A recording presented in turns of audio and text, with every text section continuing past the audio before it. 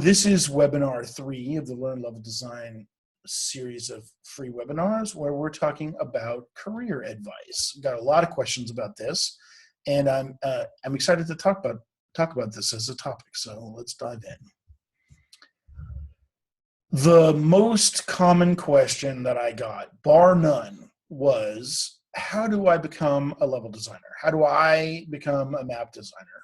What is going to help me, get into the industry, get started doing this kind of job that I love?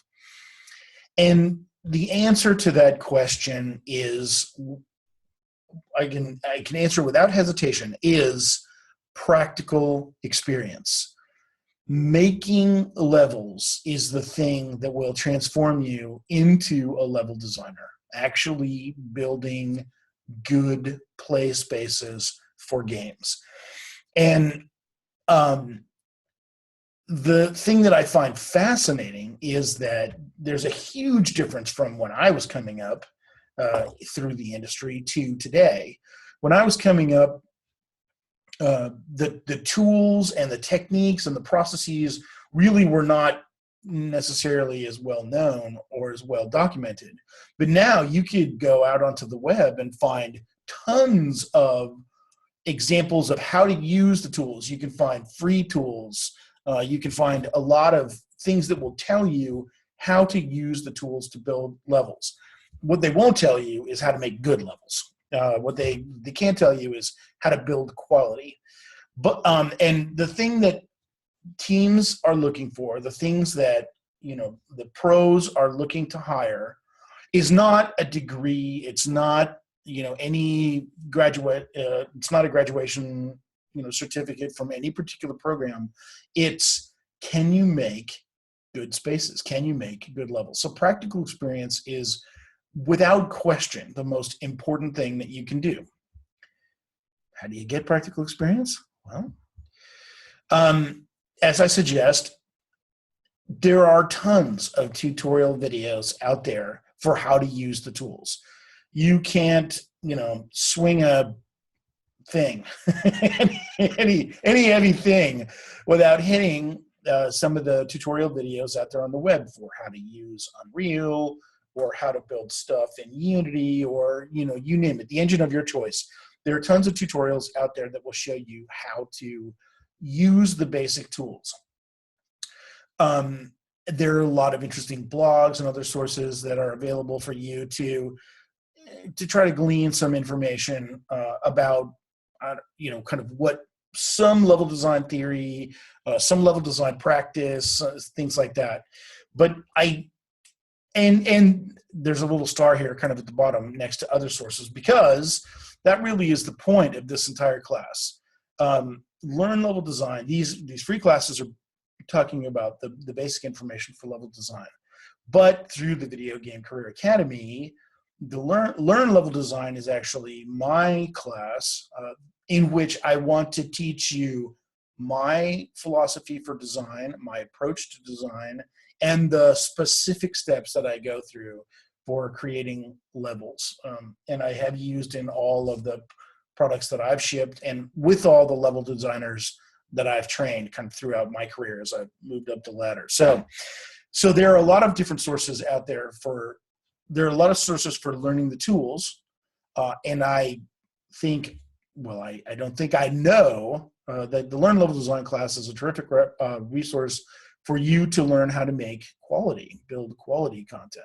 One of the things that, people sometimes can't necessarily wrap their head around is, but what should I build? What kinds of things should I build? The process of learning on your own it's a much easier process and a much more effective process if you are working towards the completion of particular projects. So I've got a list of different kinds of things that I would recommend that people focus on as they work developing their personal projects.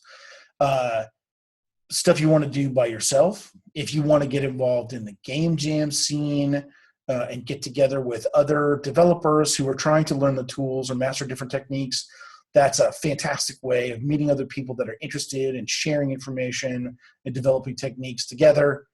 Mod projects are another great way of finding other people that are interested in the same topics that you're interested in, and dealing with, wrestling with the same kinds of challenges. Or even intern work, where you get the opportunity to go to a professional studio and work as an intern on the projects that they're working on, where you're going to be exposed to more thinking. But the one common denominator in all of these is project completion. You want to actually have a project that you're bringing to a complete state. Someone who's just sat down and kind of wanged away on a set of tools for a short period of time, or just done the tutorials, that's not enough. You really need to bring a project to a point of completion where you can point to it and say, look, I built this thing and it works as a multiplayer map, or it works as a single player map, and I've wrestled with those challenges. And I know it's deep water. I know it's a complex task, which is exactly what Learn Level Design is about. The goal of Learn Level Design is to teach you the step-by-step process to be able to go through and make one of these projects soup to nuts. All right, question number 2. What does it take to get an entry-level position at a job, entry-level position at a game company?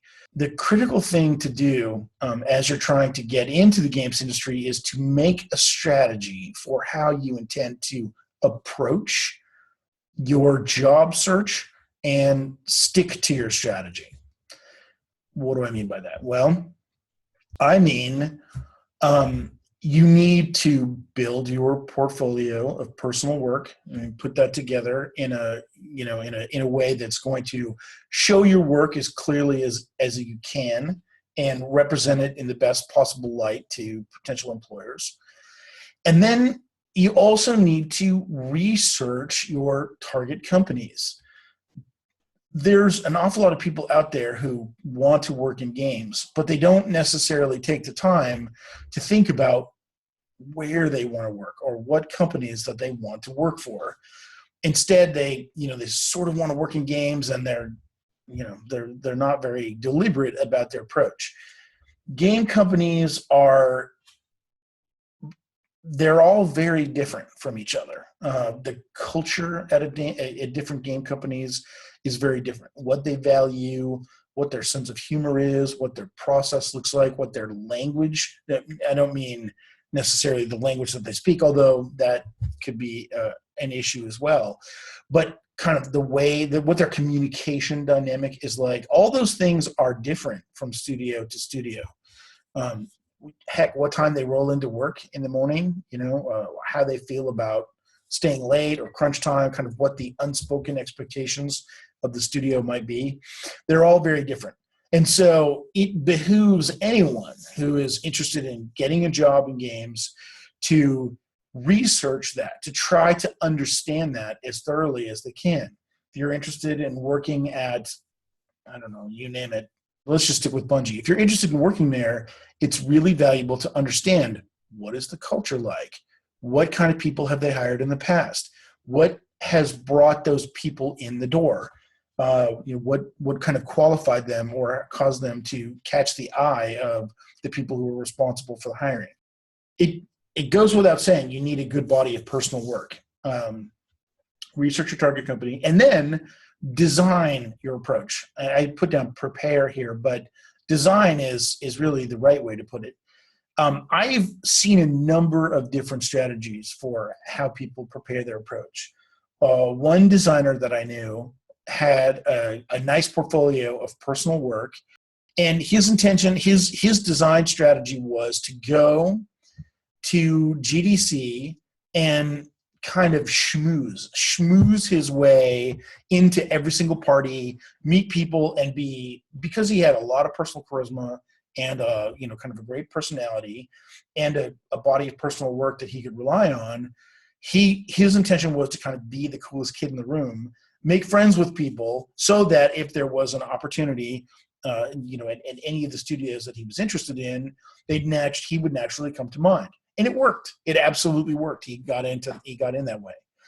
I know of another person who designed an approach where they decided to become a big fish in the community of the game, of a game at the studio that they wanted to work at. So in other words, it was an RTS game, and this person decided that they were going to become an expert in the community at large.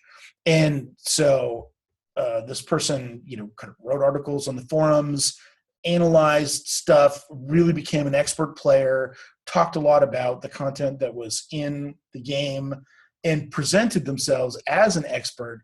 And so long before he ever walked in the door and presented his body of personal work, he really was perceived as an expert and had a reputation at the company that he wanted to work at. And sure enough, that became his job. And so I think it's very important, if you want to work at some company, research their culture and then design your approach. Think about, okay, how am I going to get my foot in the door? How am I going to make these people notice me and take me seriously? And remember, number one on that list, good personal work. We'll loop back to that. Oh, here we go. Examples of your work. Right. So portfolio and demo videos are really the place to go with this. It would be a rare pro team that has the time to sit down and necessarily play a complete demo of your work. It's rare indeed that someone who has kind of hiring authority would be able to sit down and play 3 hours of your multiplayer map that you made in Forge or something like that. I'm not saying that you shouldn't do that. You should, again, you need to push your work to the highest possible quality level you can get it, and then present it to them. But make sure that it's presented in such a way so that people can digest it easily. They can understand it and they can parse the work that you've done and get an appreciation for, your dedication, your professionalism in your craft, without necessarily asking them to sit down and spend whatever X amount of hours just getting to know your work. All right, let's move on here. This was a very interesting question. It sort of fell into multiple parts that people wanted to know. What should I be reading? What should I be consuming? The resource guide is coming. The resource guide is coming your way. It's going to be in one of the follow-up emails for this class. And there are books in there. There are web links in there. There's links for software and all the rest of that type of stuff. So you want to be consuming stuff that you find to be interesting. Anything that is going to continue to kind of feed your body of knowledge is a good way to go. May I just take a moment to throw in a quick plug? If you are interested in a career guide, I happen to know a good one. Mine, I'm gonna put it out there. The beginner's guide, you've probably seen an email for this already. The beginner's guide is free. If you aren't really sure if video games are your cup of tea, if you're not really sure that's the job for you, then the beginner's guide is a great place to start. The ultimate edition is the all bells and whistles. The beginner's guide is really just the first chapter of the book. The ultimate edition has tons of information about every career path and how to be a leader and whatever, all the rest of that type of stuff. So anyway, just a quick plug. It's on the list. It's on the list in the resource guide. Anyway, so enjoy. I know the author, and he's very good. He's a good writer. Good stuff.